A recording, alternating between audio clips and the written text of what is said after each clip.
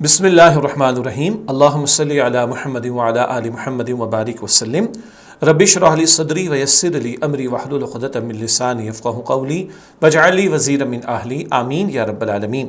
عزیز طلبہ و طالبات، محترم حضرات خواتین اور معزز اساتذہ کرام، السلام علیکم ورحمۃ اللہ وبرکاتہ۔ رب العالمین کے فضل و کرم سے مطالعہ قرآن حکیم کے چوتھے حصے کا مطالعہ کر رہے ہیں، اور آج اس حوالے سے کلاس نمبر ہے 12، سورۃ الانبیاء کا مطالعہ شروع کر چکے ہیں۔ آج انشاءاللہ ہم سورۃ الانبیاء کی آیات 14 تا 27 کا مطالعہ کریں گے، اور جو کتاب پبلشڈ اس وقت اویلیبل ہے اس کے صفحات ہیں 50 اور 52، 50 اور 52۔ تو آج مطالعہ کر رہے ہیں سورۃ الانبیاء کی آیات 14 سے لے کر 17 تک کا۔ آئیے اپنا مطالعہ شروع کرنے سے پہلے ہمیشہ کی طرح مقاصد مطالعہ پہلے آپ کے سامنے رکھتے ہیں۔ چند باتیں سوال کے طور پر ہمارے سامنے آتی ہیں جن میں ذکر یہ کرنا مقصود ہوتا ہے کہ آج کے لیسن میں، کلاس میں ہم کن کن باتوں کو سمجھیں گے۔ پہلی بات، عذاب میں گھرنے پر ظالم لوگوں کا کیا طرز عمل ہوگا۔ جب ظلم بڑھتا ہے اور سرکشی بڑھتی ہے تو اللہ تعالیٰ کی طرف سے عذاب کے فیصلے بھی آتے تھے، تو قوموں کا طرز عمل کیا رہتا ہے اس پر بھی کلام ہوگا۔ جب عذاب میں لوگ گھر جائیں تو کیا طرز عمل ہوگا، اس پر بیان ہے۔ دوسرا نقطہ، اللہ سبحانہ وتعالیٰ اس کائنات میں حق کو کیسے غالب فرماتا ہے۔ اللہ تعالیٰ کی ذات بھی الحق ہے اور وہ حق کو غالب فرماتا ہے، اس پر بھی بات ہوگی۔ نمبر 3، اللہ سبحانہ وتعالیٰ کی تسبیح کرنے سے کیا مراد ہے۔ ہم بھی تسبیح کرتے ہیں، ہر شے اللہ کی تسبیح کرتی ہے، تسبیح سے کیا مراد ہے پہلے بھی ہم بات کر چکے ہیں۔ سبح اسم ربک الاعلیٰ، سورۃ الاعلیٰ مطالعہ قرآن کے دوسرے حصے میں ہم پڑھ چکے ہیں، لیکن پھر آج ذکر ہوگا تسبیح سے کیا مراد ہے۔ نمبر 4، کیا کفار و مشرکین آزاد ہیں اور جو چاہیں کر سکتے ہیں، اس پر کچھ جواب ہم آپ کے سامنے رکھیں گے انشاءاللہ تعالی۔ نمبر 5، عرش کیا ہے۔ وسع کرسیہ السماوات والارض، اللہ کی کرسی کا ذکر بھی ہم پڑھتے ہیں، اللہ کے عرش کا ذکر بھی آتا ہے، یہ عرش کیا ہے اس پر بات ہوگی۔ اور نمبر 6، وحی کسے کہتے ہیں، یہ بات پہلے بھی آتی رہی ہے، پھر ذکر آئے گا انشاءاللہ وحی سے کیا مراد ہے۔ یہ چند باتیں اور مزید بہت ساری باتیں آج کی کلاس میں انشاءاللہ ہمارے سامنے آئیں گی۔ ہمیشہ کی طرح سب سے پہلے آیات کا متن آپ کے سامنے تلاوت کرتے ہیں اور ترجمہ بھی پیش کرتے ہیں۔ سورۃ الانبیاء کی آیات 14 تا 18 اس وقت ہمارے آپ کے سامنے اسکرین پر ہیں۔ اعوذ باللہ من الشیطان الرجیم، بسم اللہ الرحمن الرحیم۔ قالوا، وہ کہنے لگے، یا ویلنا، ہائے ہماری خرابی، انا کنا ظالمین، بے شک ہم ہی ظالم تھے۔ فما زالت تلک دعواہم، تو وہ یہی پکارتے رہے، حتی جعلناہم حصیدا خامدین، یہاں تک کہ ہم نے انہیں کھیتی کی طرح کٹا ہوا اور آگ کی طرح بجھا ہوا بنا دیا۔ وما خلقنا السماء والارض وما بینہما، اور ہم نے نہیں بنایا آسمان اور زمین کو اور جو ان کے درمیان ہے، لاعبین، کھیل تماشے کے طور پر۔ لو ارادنا ان نتخذ لہوا، اگر ہم کھیل ہی بنانا چاہتے، لاتخذناہ من لدنا، تو یقیناً اسے اپنے پاس سے بنا لیتے۔ ان کننا فاعلین، اگر ہمیں یہی کرنا ہوتا۔ بل نقذف بالحق علی الباطل، بلکہ ہم باطل پر حق کی چوٹ لگاتے ہیں۔ فیدمغوہ، تو وہ اسے کچل دیتا ہے۔ فاذا هو زاہق، تو وہ اسی وقت مٹ جاتا ہے۔ ولکم الویل مما تصفون، اور تمہارے لیے تباہی ہے ان باتوں کی وجہ سے جو تم بناتے ہو۔ اس کے بعد سورۃ الانبیاء کی آیات 19 تا 23۔ وَلَهُ مَا فِي السَّمَاوَاتِ وَالْأَرْضِ، اور اسی کا ہے جو کچھ آسمانوں اور زمینوں میں ہے۔ وَمَنْ عِنْدَهُ، اور جو اس کے پاس ہیں یعنی فرشتے، لَا يَسْتَكْبِرُونَ عَنْ عِبَادَتِهِ، وہ نہ اس کی عبادت سے تکبر کرتے ہیں۔ وَلَا يَسْتَحْسِرُونَ، اور نہ ہی تھکتے ہیں۔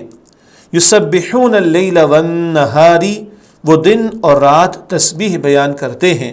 لا یفترون، وہ سستی نہیں کرتے۔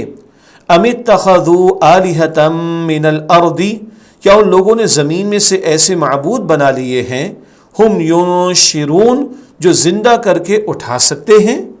لو کان فیہما آلہۃ الا اللہ، اور اگر ان آسمان اور زمین میں اللہ کے سوا اور بھی معبود ہوتے، لفسدتا، تو یقیناً دونوں درہم برہم ہو جاتے۔ فسبحان اللہ رب العرش، لہذا پاک ہے اللہ جو عرش کا مالک ہے، عما یصفون، ان تمام نازیبہ باتوں سے جو وہ بیان کرتے ہیں، لا یسأل عما یفعل، اس اللہ سے سوال نہیں کیا جا سکتا اس کے متعلق جو وہ کرتا ہے، وہم یسألون، بلکہ ان سے سوال کیا جائے گا۔ اس کے بعد سورۃ الانبیاء آیات 24 تا 25، ام اتخذوا من دونہ آلہہ، کیا ان لوگوں نے اس کے سوا اور معبود بنا رکھے ہیں؟ قل، اے نبی صلی اللہ علیہ وآلہ وسلم آپ فرما دیجئے، ہاتوا برہانکم، لاؤ اپنی دلیل، ھذا ذکر من معی، یہ قرآن ان لوگوں کا ذکر ہے جو میرے ساتھ ہیں، وذکر من قبلی، اور ان کا بھی ذکر ہے جو مجھ سے پہلے تھے، بل اکثرهم لا يعلمون الحق، بلکہ ان میں سے اکثر لوگ حق کو نہیں جانتے، فہم معرضون، تو وہ منہ موڑے ہوئے ہیں، وما ارسلنا من قبلک من رسول، اور ہم نے آپ صلی اللہ علیہ وسلم سے پہلے جو بھی رسول بھیجے، الا نوحی الیہ، ان کو یہی وحی فرمائی، انہ لا الہ الا انا، کہ میرے سوا اور کوئی معبود نہیں، فاعبدون، تو میری ہی عبادت کرو۔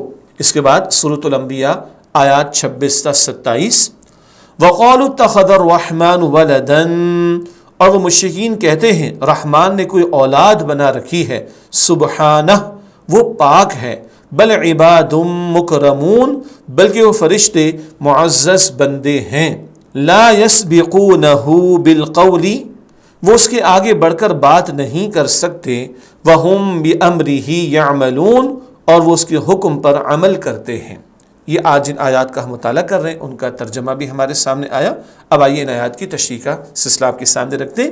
سورۃ الانبیاء کی آیت نمبر 14، قالوا یا ویلنا انا کنا ظالمین، وہ کہنے لگے ہائے ہماری خرابی، بے شک ہم ہی ظالم تھے۔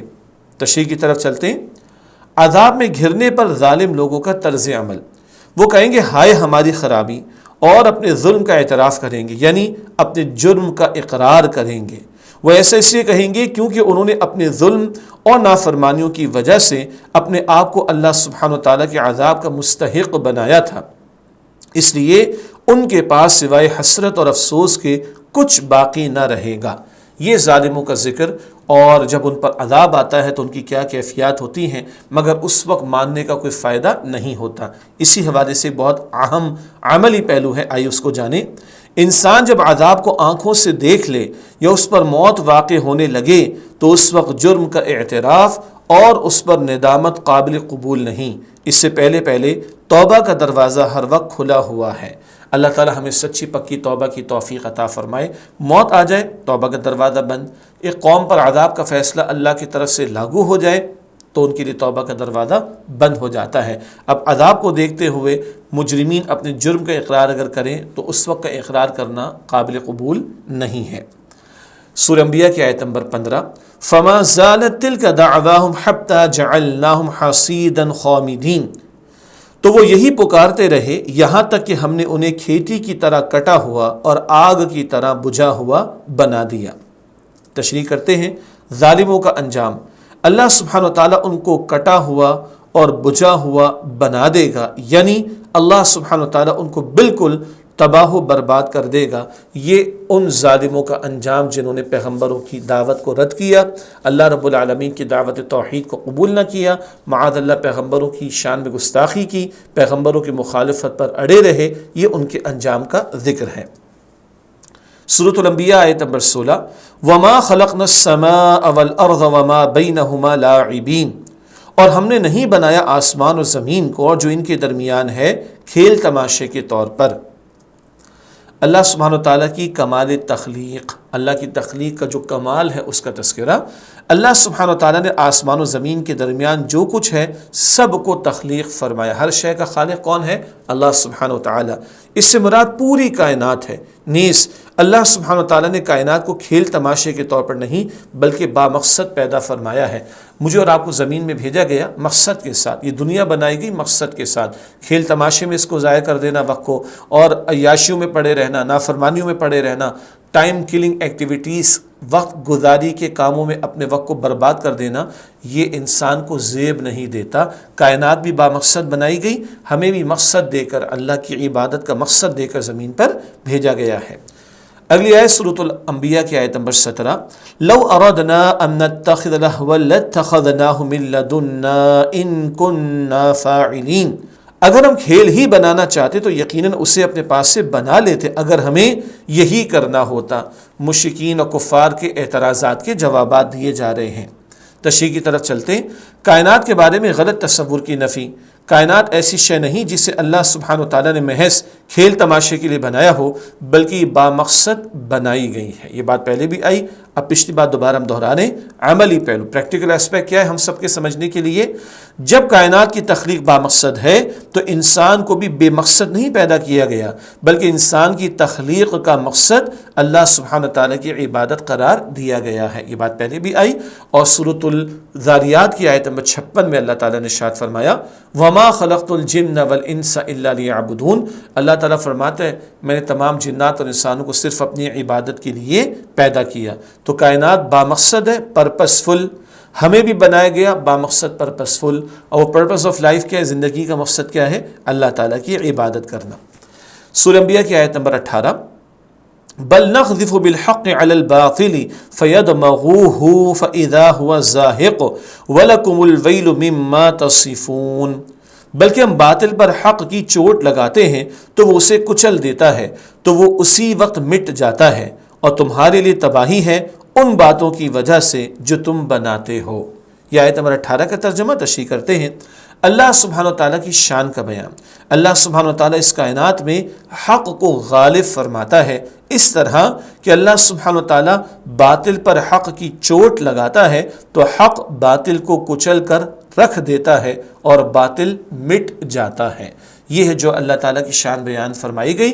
حق و باطل کا معرکہ تو چل رہا ہے، اللہ تعالیٰ نے پیغمبروں اور ایمان والوں کی حفاظت فرمائی اور نافرمان قوموں کو مٹا دیا۔ کئی قوموں کے واقعات ہم پڑھ چکے ہیں، اور اللہ تعالیٰ حق والوں کی مدد فرماتا ہے، اہل باطل کو مغلوب بھی کر دیتا ہے۔ یہاں ذکر ہے کہ اللہ باطل پر حق کی چوٹ لگاتا ہے تو حق باطل کو کچل کر رکھ دیتا اور باطل مٹ جاتا ہے۔ ظالموں کے لیے بری خبر۔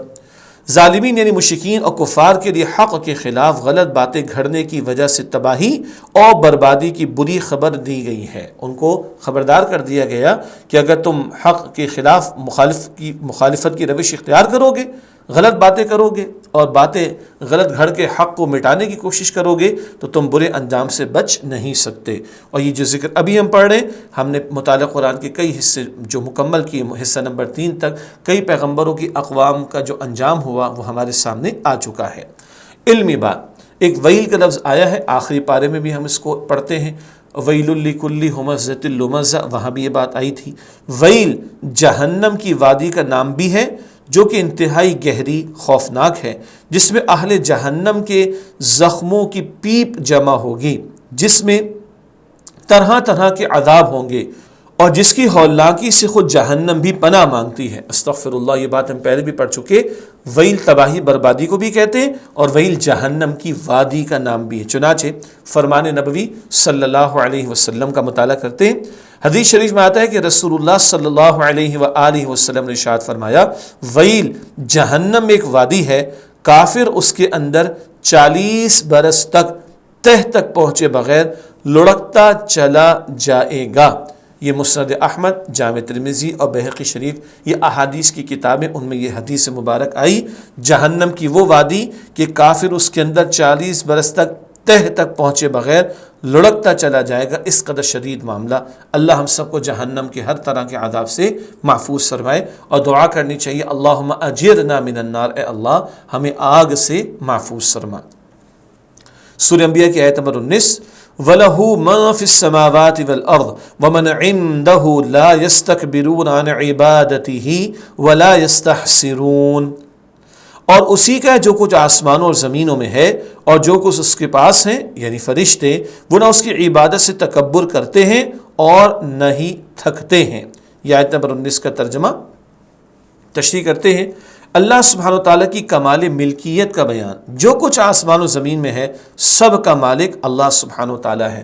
ہمارے پاس جو کچھ ہے اللہ تعالیٰ کی امانت ہے. ہم کہہ تو دیتے میرا ہے، میری اونرشپ. بھائی اونرشپ ہماری کہاں ہے؟ ہاں وہ دنیا کے ڈاکیومنٹس میں کچھ لکھا ہوا ہے، سب کچھ کس کا ہے؟ اللہ سبحانہ تعالیٰ کا. پوری کائنات کا خالق بھی اللہ اور پوری کائنات کا مالک بھی اللہ. اصل اونر تو اللہ ہے. ہم کون ہیں؟ ہم کسٹوڈین اینڈ ٹرسٹیز ہیں. جو کچھ آج ہمارے پاس جسم ہے، وجود ہے، مال ہے، دولت ہے اینڈ سو آن، اس سب کا کل ہمیں اللہ کو جواب دینا ہے. ہم اس کے مالک نہیں، ہم ان چیزوں کے ٹرسٹی ہیں، امین ہیں. یہ سب کچھ ہمارے پاس امانت ہے. البتہ یہاں فرشتوں کا ذکر بھی آیا. فرشتوں کی شان کا بیان.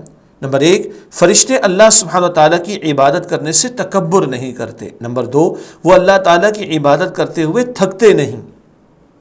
اشرف المخلوقات تو انسان ہے نا، یہ فرشتوں کا ذکر ہے. فرشتوں کو سجدہ کرایا گیا تھا آدم علیہ السلام کے سامنے، یاد ہے نا. یہ فرشتوں کا ذکر ہو رہا ہے کہ وہ اللہ کی عبادت سے تکبر نہیں کرتے اور وہ اللہ کی عبادت کرتے ہوئے تھکتے نہیں ہیں. ہم غور کریں، اللہ کی عبادت کے حوالے سے کوتاہی تو نہیں کرتے. اور یاد رہے صرف نماز عبادت نہیں، یہ عبادات میں سے ایک عبادت ہے، موڈ آف ورشپ ہے. ورشپ یعنی عبادت تو پوری زندگی اللہ تعالیٰ کا حکم ماننا اور اس کے پیغمبر علیہ السلام کے طریقے کے مطابق زندگی گزارنے کا نام ہے. اللہ سبحانہ تعالیٰ کی عبادت میں تکبر کرنے سے مراد کیا ہے؟ فرشتے تو نہیں کرتے، مگر تکبر سے مراد کیا ہے؟ اللہ سبحانہ تعالیٰ کی عبادت سے منہ موڑنا، یعنی اللہ سبحانہ تعالیٰ کی نافرمانی کرنا. اللہ ہم سب کی حفاظت فرمائے. اللہ کی عبادت سے منہ موڑنا، اللہ تعالیٰ کی نافرمانی کرنا، یہ ہے عبادت کے معاملے میں تکبر کرنا. اور آپ اور ہم ایک حدیث مبارک جانتے جس کے دل میں رائی کے دانے کے برابر بھی تکبر ہوگا وہ کبھی جنت میں داخل نہیں ہوگا. سورۃ الانبیاء آیت نمبر 20، یسبحون اللیل والنہار لا یفترون. وہ دن اور رات تسبیح بیان کرتے ہیں، وہ سستی نہیں کرتے. تشریح کرتے ہیں فرشتوں کی مزید شان کا ذکر.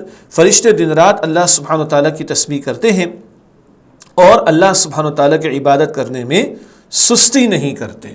ہر آن اللہ کی عبادت میں لگے ہوئے ہیں، تسبیح کرتے رہتے ہیں مگر سستی نہیں کرتے. اللہ سبحانہ تعالیٰ کی تسبیح کرنے سے مراد پہلے بھی ہم سمجھتے ہیں، آئیے دہرا لیتے ہیں.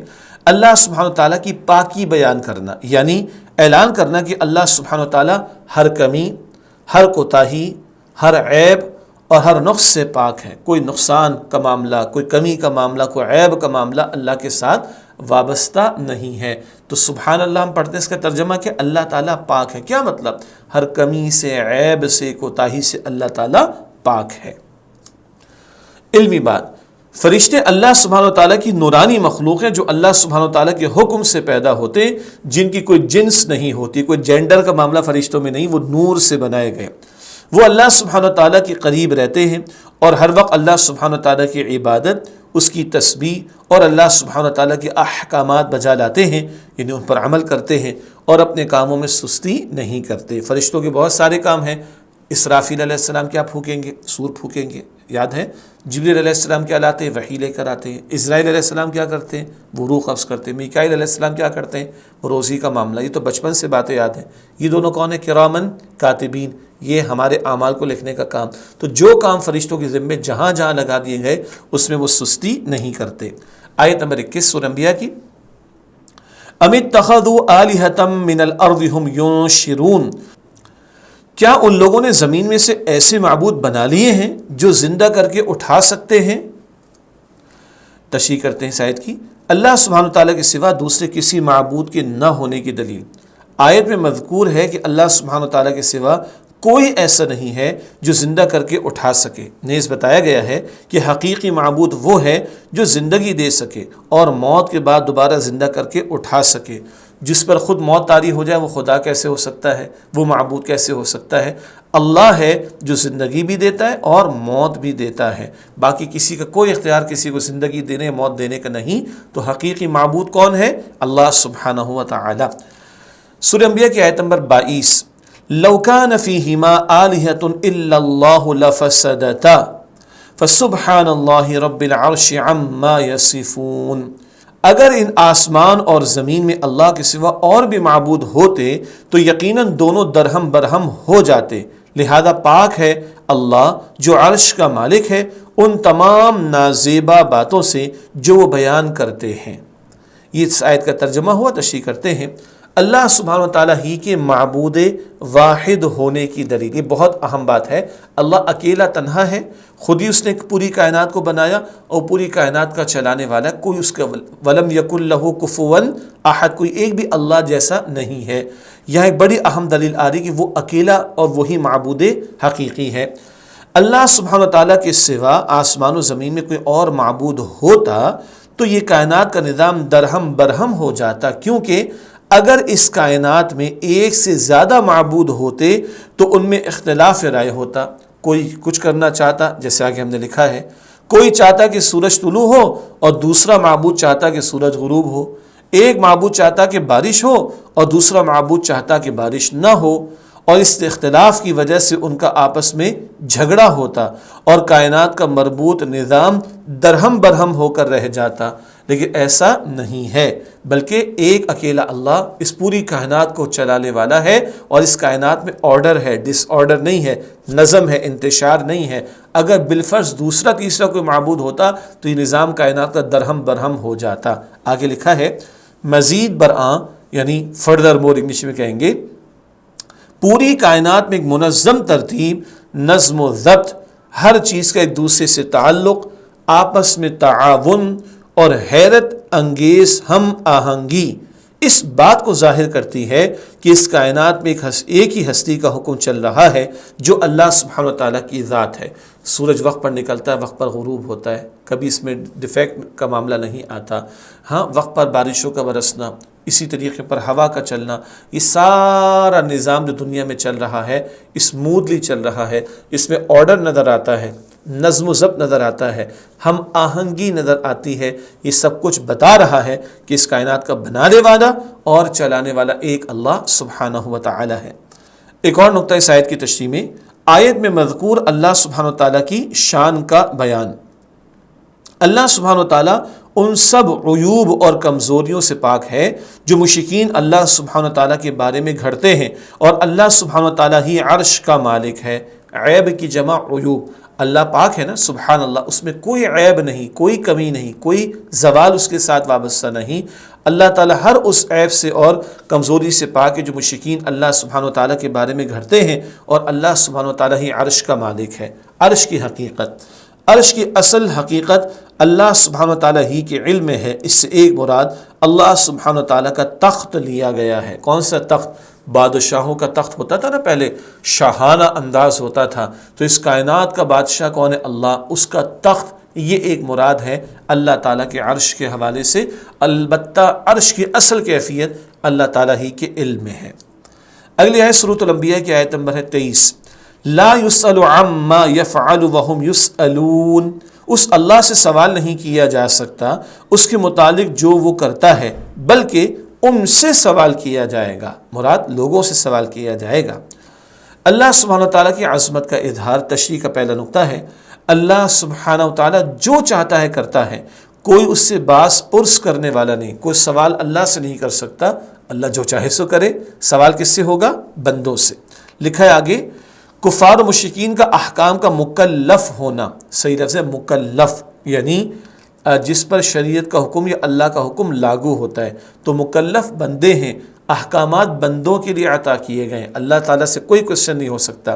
ایسا ہرگز نہیں ہے کہ کفار و مشرکین آزاد ہیں اور جو چاہیں کر سکتے ہیں، بلکہ یہ بھی احکام کے مکلف ہیں، ان کو بھی توحید کی دعوت قبول کرنی چاہیے، پیغمبر کی بات ماننی چاہیے، رب کی بندگی کرنی چاہیے، یہ بھی ذمہ دار ہیں، مکلف ہیں، ذمہ دار ہیں، اور ان تمام سے اللہ سبحانہ و تعالیٰ ان کے اعمال و اقوال کی باس پرس فرمائے گا۔ ایسا نہیں جو چاہوں سو کروں، میری مرضی میری مرضی، نہیں، کل جواب دینا ہے، اللہ تعالیٰ باس پرس فرمائے گا، اللہ تعالیٰ پوچھے گا، زندگی بھر کے بارے میں سوال ہوگا۔ اللہ اکبر۔ اللہ تعالیٰ ہم سب کو کل کی تیاری کی توفیق عطا فرمائے۔ کل سے مراد جی آخرت کی زندگی۔ اگلی آیت سورۃ الانبیاء کی آیت نمبر 24، ام اتخذوا من دونه آلہۃ قل ہاتوا برہانکم ھذا ذکر من معی وذکر من قبلی بل اکثرهم لا يعلمون الحق فهم معرضون۔ کیا ان لوگوں نے اس کے سوا اور معبود بنا رکھے ہیں؟ اے نبی صلی اللہ علیہ وسلم آپ فرما دیجئے لاؤ اپنی دلیل، یہ قرآن ان لوگوں کا ذکر ہے جو میرے ساتھ ہیں، اور ان کا بھی ذکر ہے جو مجھ سے پہلے تھے، بلکہ ان میں اکثر لوگ حق کو نہیں جانتے تو وہ منہ موڑے ہوئے ہیں۔ یہ آیت نمبر 24 سے تشریح کرتے ہیں اس کی۔ آیت میں مذکور انسانوں کی ایک جرم کی نشاندہی، کیا جرم ہے انسانوں کا، ایک اس کا ذکر ہو رہا ہے۔ انسان اللہ سبحانہ و تعالیٰ کے سوا دوسروں کو معبود بنا لیتا ہے، یعنی بعض لوگ مشرک بن جاتے ہیں، لہذا آپ صلی اللہ علیہ وآلہ وسلم کی زبانی مشرکین سے مطالبہ کیا گیا ہے کہ وہ اپنے جھوٹے معبودوں کے لیے کوئی دلیل لے کر آئیں، جبکہ بات یہ ہے کہ مشرکین کے پاس اپنے من گھڑت معبودوں کے لیے نہ کوئی عقلی دلیل ہے نہ ہی کوئی نقلی دلیل ہے، یہ محض ان کے من گھڑت خیالات ہیں جن کی کوئی حقیقت نہیں۔ پہلی بات، اللہ تعالیٰ ہر طرح کی شرک سے پاک ہے، مگر مشرکین جھوٹے معبودوں کے حوالے سے رویہ اختیار کیے بیٹھے تھے کہ ان کی بندگی کرتے تھے، اللہ کے ساتھ شریک کرتے تھے۔ کہا جا رہا ہے کوئی دلیل تو لے کر آؤ، دلیل تو کوئی ہے نہیں، ساری دلیلوں کو رد کر دیا گیا، نہ کوئی عقلی دلیل ہے نہ کوئی نقلی دلیل ہے۔ نقلی دلیل کیا ہوتی ہے؟ شاید پہلے بھی ذکر آیا ہو، عقلی دلیل جو ہماری عقل سے بات ہم کرتے ہیں سمجھتے ہیں، نقلی دلیل جو پیغمبروں کی تعلیم میں آئی ہو، وحی کی تعلیم میں آئی ہو، اس کو کہتے ہیں نقلی دلیل، نقل جو چلی آئی ہے، منتقل جو چلی آئی ہے شے۔ کلیئر ہے؟ عقل تو ہم سمجھتے ہیں، نقل کیا ہے؟ جو اللہ کی وحی کی تعلیم چلی آ رہی۔ تو نہ عقل کے اندر کوئی عقلی کوئی دلائل ایسے کہ اللہ کے ساتھ کسی کو شریک کیا جائے معاذ اللہ، نہ کسی نقل کی تعلیم میں ایسی بات ہے۔ تو ان کی من گھڑت باتیں، اپنی خود سے انہوں نے خود ساختہ بات اختیار کر لی، کسی قسم کی کوئی دلیل شرک کے لیے لوگوں کے پاس نہیں ہے۔ حق سے مراد حقیقت اور سچ ہے، جو کہ توحید ہے۔ اس کائنات کا سب سے بڑا حق اور سچ اللہ سبحانہ وتعالیٰ کی ذات، اس کا کلام قرآن حکیم اور اس کے رسول سیدنا حضرت محمد مصطفیٰ صلی اللہ علیہ وآلہ وسلم ہے۔ تو اللہ تعالیٰ کی ذات الحق ہے، حق کلام اس نے عطا فرمایا نبی اکرم صلی اللہ علیہ وآلہ وسلم کے ذریعے۔ مشرکین کا حق کے بارے میں طرز عمل، مشرکین حق سے منہ موڑے ہوئے ہیں، یعنی نبی اکرم صلی اللہ علیہ وسلم سے اللہ سبحانہ وتعالیٰ کا کلام قرآن حکیم سن کر بھی ایمان نہیں لاتے۔ یہ ان کی ہٹ دھرمی ہے، ورنہ دلائل واضح تھے، حق واضح تھا، قرآن پاک کی دلیلیں واضح تھیں، نبی اکرم علیہ السلام کا کردار بہت امین اور صادق والا انہوں نے خود مانا تھا، مگر ہٹ دھرمی کی وجہ سے، جانتے بوجھتے، ضد کی وجہ سے جانتے بوجھتے انہوں نے قرآن کریم کی تعلیم و دعوت کو قبول نہیں کیا۔ آیت نمبر 25، وَمَا أَرْسَلْنَا مِن قَبْلِكَ مِن رَّسُولٍ إِلَّا نُوحِي إِلَيْهِ أَنَّهُ لَا إِلَٰهَ إِلَّا أَنَا فَاعْبُدُونِ، اور ہم نے آپ صلی اللہ علیہ وسلم سے پہلے جو بھی رسول بھیجے ان کو یہی وحی فرمائی کہ میرے سوا اور کوئی معبود نہیں، تو میری ہی عبادت کرو۔ تشریح کرتے ہیں، سابق انبیاء کرام علیہ السلام کے ذکر کے ذریعے ایک حقیقت کا اظہار، پچھلے انبیاء کا بھی ذکر ہو رہا ہے۔ کفار و مشرکین کو بتایا جا رہا ہے کہ توحید کی یہ دعوت جو میرے رسول صلی اللہ علیہ وآلہ وسلم تمہیں دے رہے ہیں، یہ کوئی انوکھی دعوت نہیں کہ بالکل کوئی نئی بات، انوکھی بات تمہارے سامنے آ گئی ہو، ایسا نہیں، بلکہ نبوت اور رسالت کا سلسلہ جب سے شروع ہوا ہے اور جو انبیاء کرام اس منصب پر فائز ہوئے ہیں، سب نے اپنے اپنے زمانے میں اپنے اپنے قبیلوں اور قوموں کو یہی دعوت دی ہے۔ شرائع و احکام میں حالات کے پیش نظر تبدیلیاں ہوتی رہیں، لیکن عقیدہ توحید میں کوئی تبدیلی نہیں ہوئی۔ شریعت کی جمع شرائع، شریعت قانون، لا کو کہتے ہیں، لا انگلش میں کہا جائے گا، تو شریعت کی جمع شرائع اور حکم کی جمع احکام، تو واضح ہے۔ تو مختلف حالات میں شریعت اور احکام میں تو تبدیلیاں ہوئیں حالات کے اعتبار سے، لیکن عقیدہ توحید میں کبھی کوئی تبدیلی نہیں ہوئی۔ اسی لیے تمام پیغمبروں کی بنیادی دعوت ہمیشہ ایک ہی رہی ہے۔ نیز اللہ سبحانہ وتعالیٰ نے ہر رسول کو یہی حکم فرمایا کہ اللہ سبحانہ وتعالیٰ کے سوا کوئی معبود نہیں، بس صرف اللہ سبحانہ وتعالیٰ ہی کی عبادت کرو۔ یہ ہے جو تمام پیغمبروں کی مشترکہ دعوت، عقیدہ توحید کی دعوت، ایک ہی اللہ سبحانہ وتعالیٰ کی عبادت کی جائے، سب نے اسی کی دعوت دی۔ تو مشرکوں کو بتایا جا رہا ہے کوئی دلیل تمہارے پاس شرک کے لیے نہیں ہے، تمام پیغمبروں کی دعوت بھی توحید ہی کی دعوت تھی اور ایک اللہ سبحانہ وتعالیٰ ہی کی عبادت کا انہوں نے تقاضا کیا۔ انبیاء کرام علیہ السلام میں آپ صلی اللہ علیہ وآلہ وسلم کا خاص مقام، آپ صلی اللہ علیہ وسلم تمام انبیاء اور رسول علیہ السلام کے سردار ہیں اور خاتم النبیین ہیں صلی اللہ علیہ وسلم، آپ کے بعد کوئی نبی کو رسول نہیں آئیں گے۔ یہ ختم نبوت کا عقیدہ، بار بار اس کی یاد دہانی بھی ضروری ہے۔ وحی کا لفظ آتا ہے، آئیے اس کو سمجھتے ہیں۔ وحی کا معنی اور مفہوم۔ وحی کے لغوی معنی تیزی سے اشارے کے ساتھ کسی بات کی نشاندہی کرنا ہے، تیزی سے اشارے کے ساتھ کسی بات کی نشاندہی کر دینا ہے۔ اصطلاحی طور پر وحی اللہ سبحانہ وتعالیٰ کا وہ پیغام ہے جو اللہ سبحانہ وتعالیٰ فرشتوں کے ذریعے انسانوں میں سے چنے ہوئے اپنے مقرب بندوں یعنی انبیاء کرام علیہم السلام پر نازل فرماتا ہے، جو انسانوں کے لیے ہدایت کا ذریعہ ہوتے ہیں، یعنی انسانوں کی رہنمائی کے لیے اللہ سبحانہ وتعالیٰ نے وحی نازل فرمائی۔ تو وحی کیا ہے؟ اصطلاحی طور پر جب ہم دین کی اصطلاح ٹرمینالوجی کے طور پر استعمال کرتے ہیں، اللہ کا پیغام جو اللہ فرشتوں کے ذریعے اپنے چنے ہوئے بندوں یعنی رسولوں کو عطا فرماتا ہے، اور کس لیے؟ انسانوں کی رہنمائی اور ہدایت کے لیے۔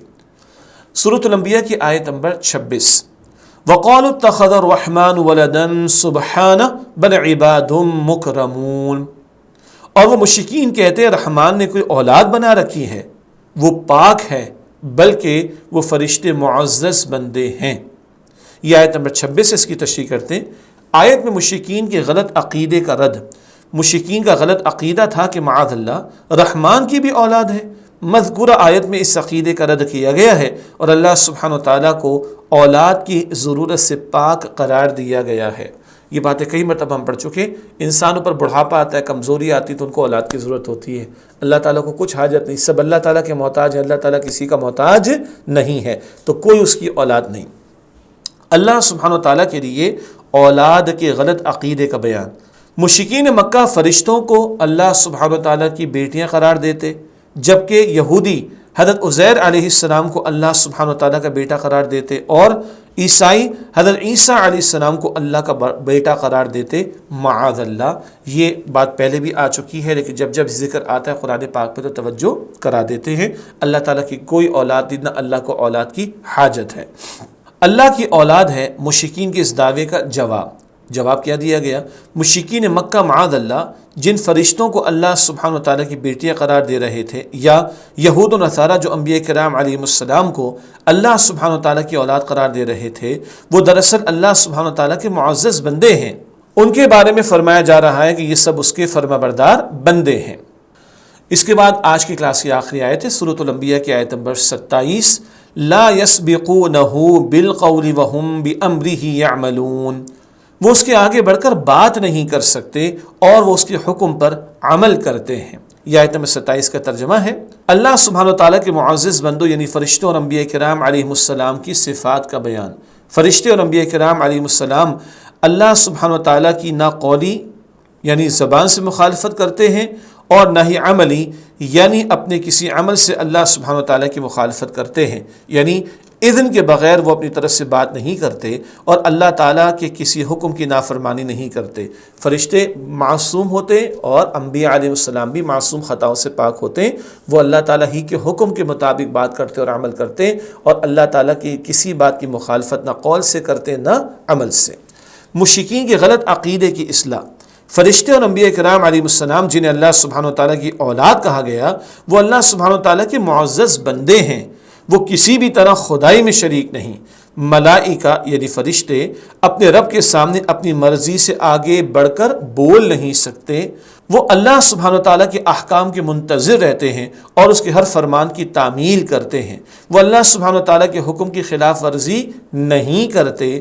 یوں مشرکین مکہ اور یہود و نصارہ کے غلط عقیدے جس میں انہوں نے فرشتوں اور انبیاء کرام علیہم السلام کو اللہ سبحانہ وتعالیٰ کی عبادت میں شریک کیا ہے، اس کا رد کیا گیا ہے۔ یعنی فرشتوں کا ذکر آ گیا، وہ تو فرمانبرداری کرتے ہیں۔ یہ غلط عقیدہ مشرکین مکہ کا یا یہود و نصارہ کا تھا کہ وہ ان کو اللہ تعالیٰ کی بیٹیاں قرار دیتے اور اللہ تعالیٰ کی عبادت میں شریک کرتے، معاذ اللہ، قطعاً نہیں۔ اس سارے غلط عقیدے کا رد کر دیا گیا۔ ایک اہم عملی پہلو اور بات مکمل ہوگی انشاءاللہ۔